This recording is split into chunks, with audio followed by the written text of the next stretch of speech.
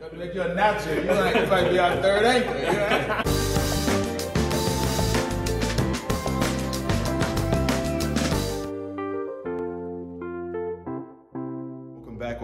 Welcome back. I'm Corey Spivey along with Murray Casellas. And today we have a very special guest with us. We have Patterson Morgan of the Antioch Church of Christ here with us on Behind the Pulpit. How you doing, Reek? Oh man, I'm good, man. How you doing, Spivey? Good, doing good. How's your week been? Man, it's been good, man. Glad to be back with you and with our awesome guest on today, man. It's Thursday night, 7 o'clock. We want to be nowhere else, bro. It's the best place to be, so don't go anywhere. Patterson, how you been, man? Good. Been good. Good. We appreciate you for being on here with us on the second season of Behind the Pulpit. Time is flying, man. Man, absolutely. So with that being said, here's the question we want to always start with. Yeah. What is ministry like behind the pulpit of Patterson Morgan? Yeah. Well, I think everybody is different, Mm-hmm. because every minister is yes in ministry, but we're all ministering to different people. It's a different dynamic. And so for me, even just my life is a different dynamic right now.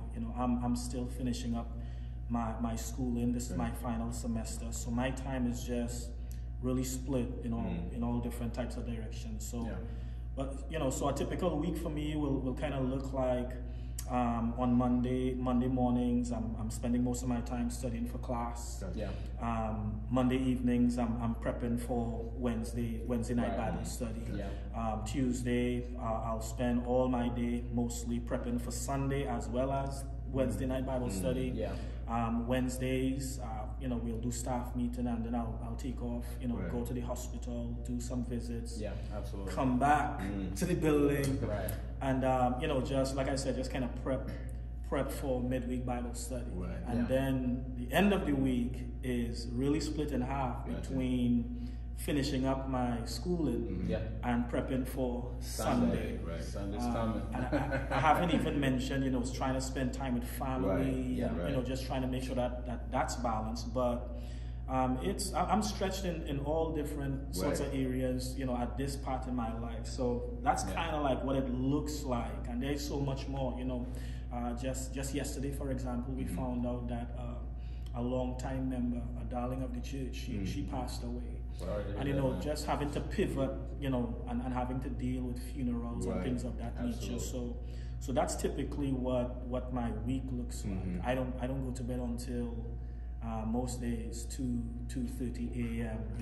Just making sure that I get the necessary reading done, whether it's for class, whether it's for preaching. But it's a lot, but I love it. It's enjoyable, hard work for sure. Awesome. Right. For sure. Awesome. And glad to hear that, man. And I appreciate you going through your entire schedule, because that's what this is about. Behind the pulpit, seeing the life behind the pulpit of the minister, not just on Sunday, right? Not just during the sermon. And I think a lot of people forget that we're human too. And we have the same 24 hours as everybody else. So for you all to see now kind of what ministers go through, especially also getting education as well, right? I mean, we're trying to get our education. We have families, married, children, all of that, and yet we still have to pour out on Sunday, right? Sunday is still coming. Right. So I tell you, and it never ceases to. So I really appreciate you sharing that. But one of the things we're trying to do here on Behind the Pulpit, Spivey and I, this season, Patterson, is just an outlook of the church. Like, where's the Lord's church in 2023, right? So I want to ask you, what's your perspective on the current state of the church right now? I can only speak for where I am, honestly, and where I am is of course in Antioch. Where I am is of course Nashville and environs. I would say that the church is in a unique position. Yeah. COVID created just so many obstacles, but at the same time, I think for any minister or congregation that is kind of in tune with the Spirit, I'm kind of saying that tongue in cheek, but I feel like for every minister and congregation that is looking at this from the perspective of opportunity as opposed to obstacle, I think the church is in a really unique place. Because we get it's like we're back at ground zero. congregations are coming back out, mask mandates are dropping and things like that. And I think we get the opportunity right now to dream. You know, we have the opportunity not necessarily to reinvent the wheel, but we could reimagine and redefine and at times even define the vision for the church. If I'm honest, I think that the church for too long, you know, most churches are commuter churches. Antioch is no different. Over 80% of our membership doesn't reside in this area code. You know, and you think about what that means in the long run for any congregation, that's not good, because where's the growth going to come from? You know, and so I believe God has placed every congregation in an area with a purpose to spread the gospel, beginning in that area. And so it gives each congregation, certainly for Antioch, it gives Antioch the opportunity to reach into the community in a way maybe that it has not done for a very long time. So I just think that we're in a unique place.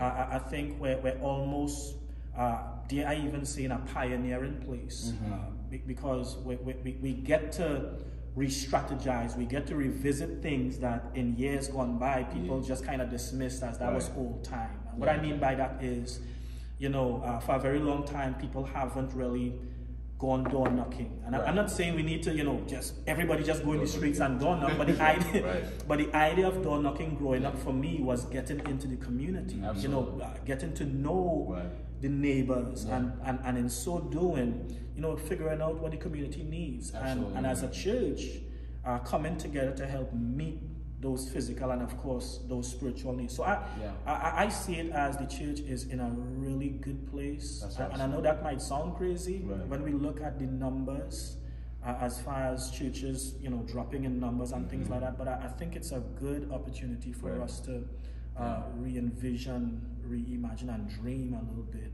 as to the overall vision of the church. That's good. That's the first time I've heard it explained like that. Like that's using the word dream. You know, you think about dreams sometimes it's like something that can't really happen. You know what I mean? Like if we're just being honest. I mean, that's how I see it sometimes. So, but I think that's absolutely true. Like we can dream again. Right? We need to. Absolutely. You know, for 2 to 3 years we were kind of hopeless. It seemed like, you know, is this thing ever going to you know, come back to where we needed to be or where we wanted to be? You know, people were legitimately like, are we going to make it out of this? You know what I mean? So I mean, just the ability to dream, I think that's probably the best explanation I've heard. But also something that I liked, and I'll kick it to you if you had anything else, is the word pioneer. And I think especially I don't want to group everybody in, but in a lot of places, we're afraid to be pioneers. Because we've been so set in these traditions for so long. It's kind of like we're following the traditions of the people who weren't afraid to be pioneers at one point. And so now that things are circling back around, although there's this invigorating feeling of, man, I'm not in the forefront. It's also scary because what if I get it wrong? You know what I mean? But I think that is a great responsibility that we should all lean into. Dreaming as pioneers. I like that. I like that. So we know we talk about the current state of the church being in like that pioneer, dreaming, unique spot. But based upon like your projection or kind of like how you see things evolving, where do you see the church headed in the next couple of years? So, in all honesty, again, I could only talk from an Antioch perspective because that's where I am. So that's the kind of scope I'm utilizing when I talk. You know, for the most part, for me right now, in terms of the vision God has placed on my heart and what I intend hopefully to push at Antioch for the next few years, discipleship. For sure. Discipleship. For sure. You know, really understanding the depth of what that means. I think for too long, especially growing up, you know, we used to mix evangelism and discipleship as if it one and the same. But evangelism is evangelism, discipleship is discipleship. And I think, you know, particularly growing up, there was this conception or misconception that if we went and we preached the gospel, that we were discipling. Well, that's not discipling. You know, that's me taking the opportunity to preach the gospel to people that I believe need the gospel. And so the tendency is, you know, Jesus said, if you go into a place and you preach and they don't accept it, dust, you know, take the dust off your feet and leave. You know, but discipleship goes a little bit deeper than that. Discipleship says, if I go into that community and they reject the gospel, it doesn't mean that I still can't walk alongside a non-believer to maybe even one day bring them to a point of belief, right? So evangelism and discipleship is not the same thing. And I feel like for the church, particularly at Antioch, I feel like discipleship has to be key for us. Number one, you know, for each individual Christian, going deeper in your faith. Understanding that every single day is an opportunity to be discipled to Jesus, right? Discipled by Jesus. But then as we understand that more and more, it's recognizing that as a disciple, we also have a responsibility to go strive to make disciples of others. Whether it's internally, we call that mentorship. If we're talking internally, that's mentorship. But when we're talking externally, which is really the call for us, it's like we have to have the skills and the ability and the desire to go out there and make disciples, right? And so it really, for me, it really has to be discipleship. And let me just kind of go back from the previous question and bleed that into this one. For too long, many congregations have been, you know, have spent a lot of time internally. We want to make sure we have programs for our teens. And you know, there's nothing wrong with that. We want to make sure that this group is taken care of and that group is taken care of. That's great. You want to have things in place for the congregation, for its members to grow and to flourish. But again, if you don't have that discipleship mentality of reaching out into the community, then you know, as the old saying goes, you're only really creating a big clique or a big country club, right? A place where everybody has their membership. They swipe their card and let me go and just rock back in this sauna. You know what I mean? But you know, for me, it's really is discipleship. Man, I love that. We kind of touched on that last week, right? Discipleship and what I mean, what our purpose is here. You know, it's not go into all the world and make large churches. You know, it's not go into all the world and have this amount of members, you know, in your church. Because if that was the case, Jesus had a very small church, right? If numbers is what we entail, right? But he did so much more with 13 than we could do with 13,000, you know, today. Just in one building. So I think discipleship is the goal. I love that perspective, the outlook of the church. There's a book entitled Slow Church. You guys may have heard of it.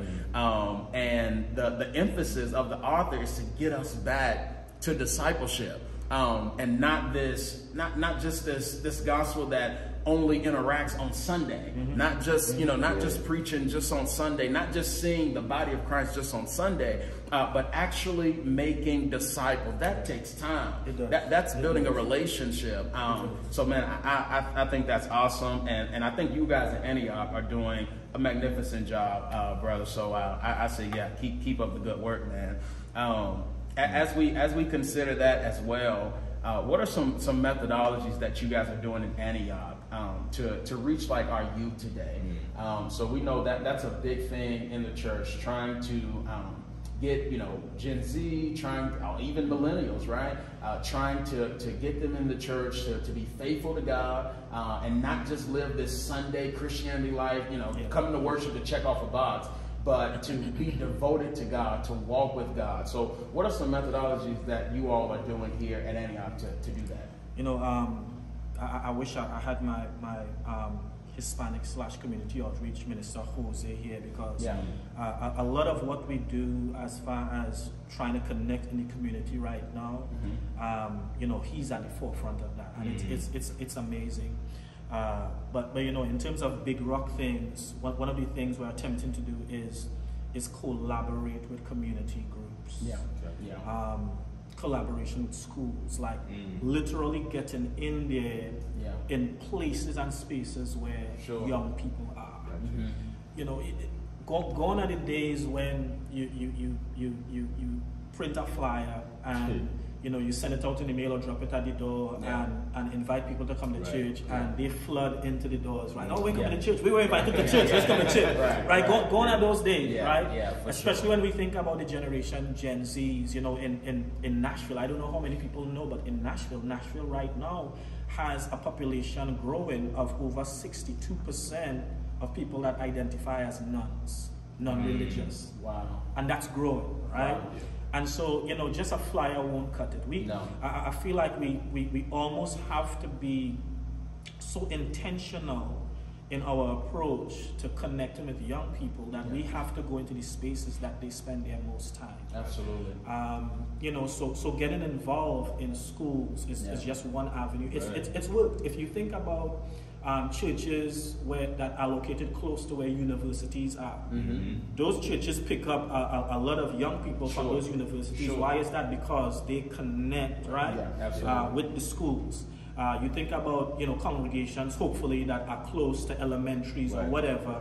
If they connect with those schools, usually there's an overflow into congregational living, right? Families trickle in, young people trickle in. Right.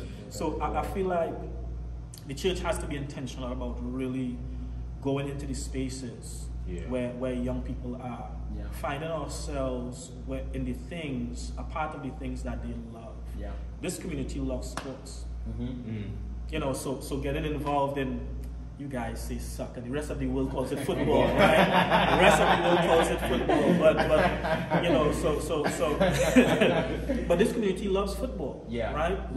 Real football, real football, right? Yeah, right. And so one of the things that we're attempting to do, and Goyo is just awesome in doing this, is we're attempting to connect with the community that way, because I'm telling you, there's a large following once that starts. It is. You know, so I think that has to be the approach. You know, we have to be intentional about getting into those spaces. There are a lot of gaming communities now. You know, and we have a lot of people here that love gaming, old and young. You know what I mean? Like, start a tournament or engage in a tournament, do something. I feel like that's what we need to be doing if we have to connect with these young people, at least from the impressionable age that, you know, 15, 16, 14, 13. It's harder to connect with college age students. I'll tell you that. But I feel like if we could get in there in those impressionable ages, then we stand a better chance of walking alongside them and getting them to come to follow Christ.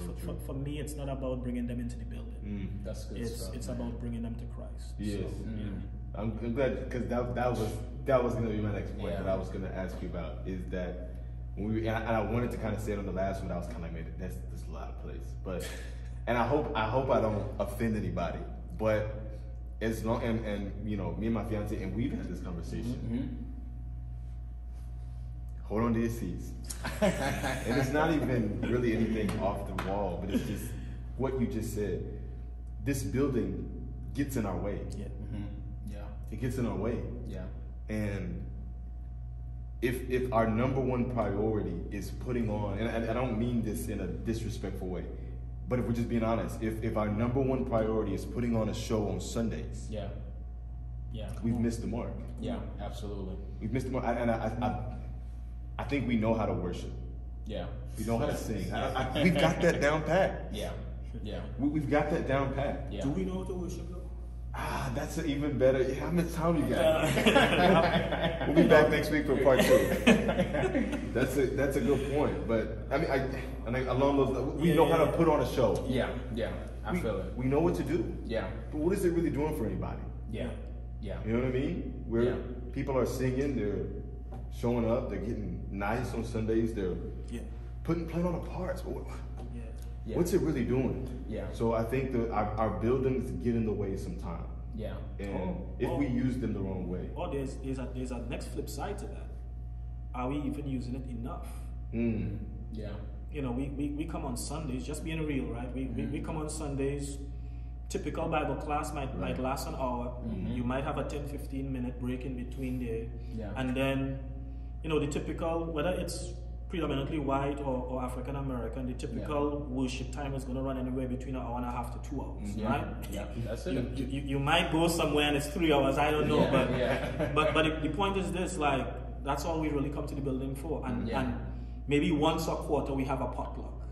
Right. So we don't even use the building that often on the times that we actually do meet, but 2-3 hours max, and that's it. Boom, everybody goes home. You know, midweek, a lot of congregations now, they're not even coming out midweek anymore. We're gonna have Zoom. Right. So we have this facility.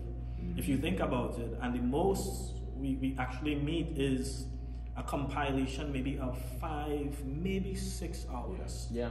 For an entire week. And that's just the church. You know, so the question remains: are we even using the facilities that we have to the optimum capacity? And I'll tell you right now, I don't think that's the case. We're not. And I think what you know, with what Spivey just said, and correct me if I'm wrong, Doc, but we've ceremonialized worship.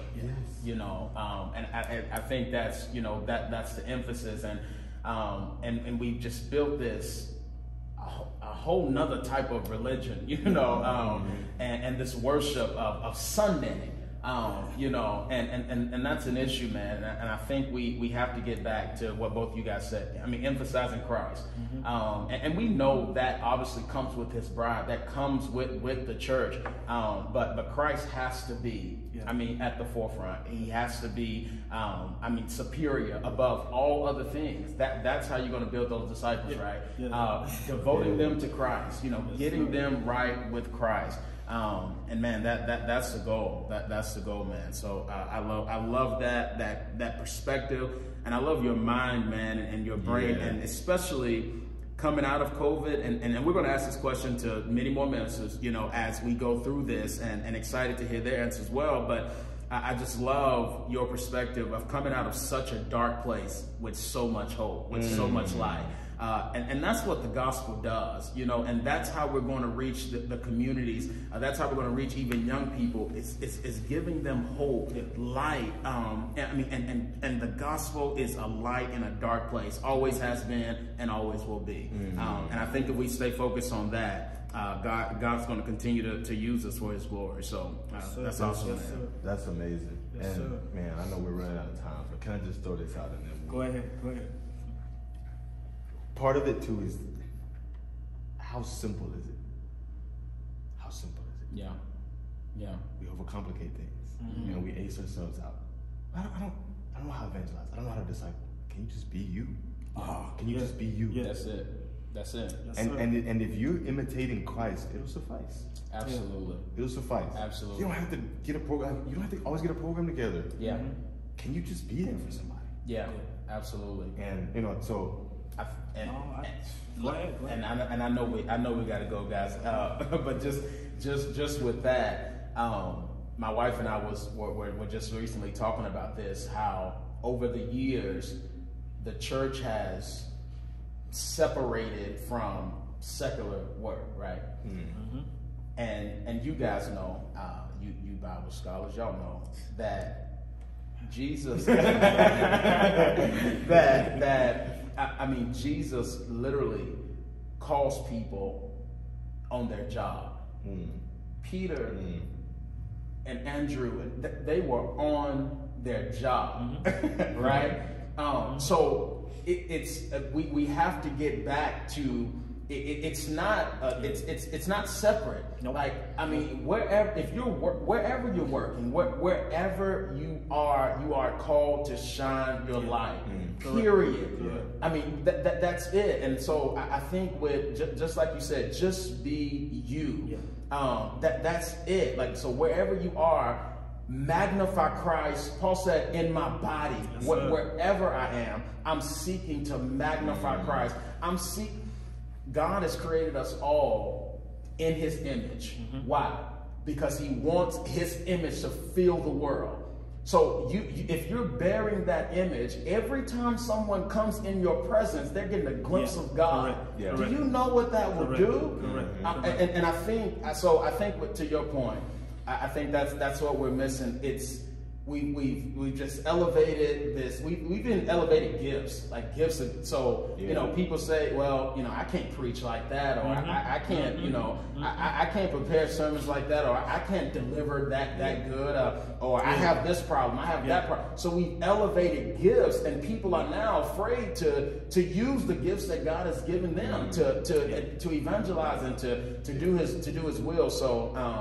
I know that's a lot, and I'm going to go, but I just thought that was great. You're right. You know, and even to add to that is, I think a lot of times Christians fall prey to just listening to everything the world says. And let me show you what I mean, right? The world has all these categories now for different personality traits. Yeah. Introvert, extrovert. Right. I'm an extrovert, introvert. I'm extrovert, extrovert. All this kind of stuff. And a lot of people who have not developed social skills for whatever reason, right? Yeah. You know, they lean in on, well, I'm an introvert. Yeah. So, you know, if I'm following all these different anecdotes about giftedness and stuff, well, that must mean that I don't have the giftedness of preaching this gospel. Yeah. And I think Spivey was watching in my notes here because what I also wanted to end with, even as I was talking about collaborating and getting into those spaces, you know, and getting involved. Yeah. Stop. At least let me say this to Antioch. It's not about just developing strategies. 5 ways to fill a youth group. You know, it's like we lean so much on these strategies because these are, you know, all these gurus, they write books and read all these books, and you know, they said, well, you know, you need to be doing these 5 things, blah blah blah. It's like stop getting involved in all of these little strategy steps. And whatever you do from a place of being genuine. Like you genuinely want to go into these places because you know that's where you're going to connect with those youth. So whatever plans, whatever vision you have, yes, it might come across as a strategy, but it's not so much a strategy, you know, well, we're going to feed them, but then we're going to say it, we're going to do like a 5-minute devotion. Bro, you feed people because people need food. Exactly. Right? But in the meantime, guess what you're doing? Again, to your point, just be a witness for Jesus. That's it. And if all you're doing is being a witness, a genuine witness for Jesus, while you're feeding people, while you're playing sport, while you're doing whatever, people are gonna see Christ. At some point, somebody might ask you, you know what, Spivey or you know, Maricus, I noticed, you know, you always have a smile on your face. You know, somebody, they're going to notice something and they're going to come, or they might be struggling with something and they'll say, Coach, you know, I have this problem, I don't know who to talk to. And then you could sit down and you could connect with that person. But it's not about the strategies. And I think here's the problem. I'm sorry to take up all your time, but here's the problem. We have jealous eyes. So it's like we look at what somebody else, some other group, some other church might be doing, and that's ministry because this church is involved in pantry. You know what I mean? And they might be doing whatever they're doing because there's a genuine need there. You need to find the need where you are. And be genuine about creating avenues. It's not strategy, it's avenues to connect and meet those needs. You know, so it's all about, for me, it's again, discipleship is all about authenticity. It is. So true. That's what it is. It's all about authenticity. Forget all these strategies and the 5 ways and the 10 ways and you know, 7 of leadership. But forget all that. You just ruined somebody's 2023. I'm telling you, they throwing away all their plans now. they probably will do it, but then to what end, right? If something is not authentic, it will come to naught at the end of the day. It might work for a time, But bro, people that are, if you're doing a food pantry just to try and strategize to, get people into the building, it will. All people will do, they're gonna come, they're gonna eat the chicken. I'll see you next week. Next time you have it, Because the only time that the doors are open is for the pantry, but I don't see you Tuesday, Wednesday, Thursday, Friday, Saturday, Sunday. But the doors are open, and guess what? I have to come to your place. Yeah. And if you don't see me for 3 weeks, imagine you haven't even built a relationship with me enough to know. I've been coming here for months. I go missing for 3 weeks, and nobody tries to attempt to figure out, where's the lady that comes with the 2 kids? Mercy. Yeah. Mercy. So it's not about strategy. For me, it's all about sincerity and authenticity. Absolutely. Man, that's good. That's golden, man. I know we gotta close. I think that went. You guys got me started. Yeah. He said start. I told you I'll be back next week for part 2. That was really, really good. Powerful. So much to chew on, and I know we threw a lot at you. Yeah. At a small amount of time, but that's what happens when you get people who truly love God and love people in one room, and you don't give them anybody to shut them up. It'll keep going.